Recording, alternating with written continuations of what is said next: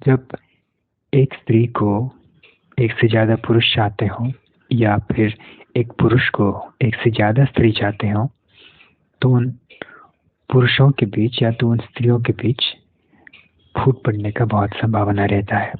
और ये स्वाभाविक भी है।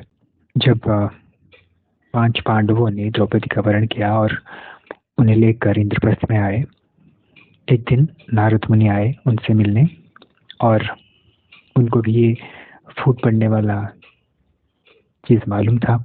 इसलिए उन्होंने उन 5 भाइयों को अलग लेकर उनसे बोला कि आप लोगों के बीच कुछ ऐसी नीति बनाओ द्रौपदी को लेकर जिसकी वजह से आप लोगों में कभी भी फूट ना पड़े, क्योंकि 5 पांडवों के अंदर अगर कभी फूट पड़ जाता तो वो महाभारत युद्ध कभी जीत नहीं पाते।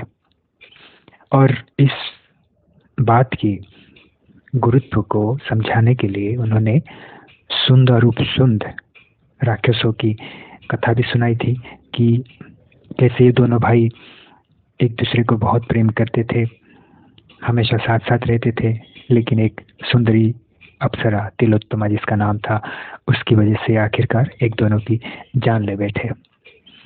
तो वो कथा सुनने के बाद 5 पांडवों ने नारद मुनि के सामने ही एक नियम बनाई और वो नियम ऐसा था, द्रौपदी हर पांडव के साथ 1-1 वर्ष उनके घर में रहेगी। अर्थात युधिष्ठिर के साथ द्रौपदी 1 साल रहेगी, उसके बाद भीमसेन के साथ 1 साल, फिर उसके बाद अर्जुन के साथ, फिर नकुल और सहदेव के साथ।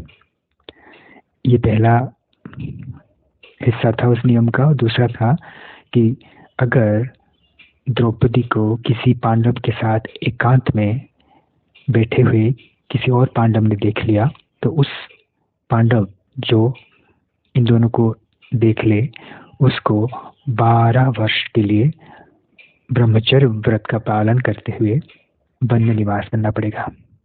ये था उस नियम का दूसरा हिस्सा। और 5 पांडवों ने प्रतिज्ञा की कि हम लोग इस नियम का पालन करेंगे। और इस कठोर नियम की वजह से उनमें कभी फूट नहीं पड़ी द्रौपदी को लेकर।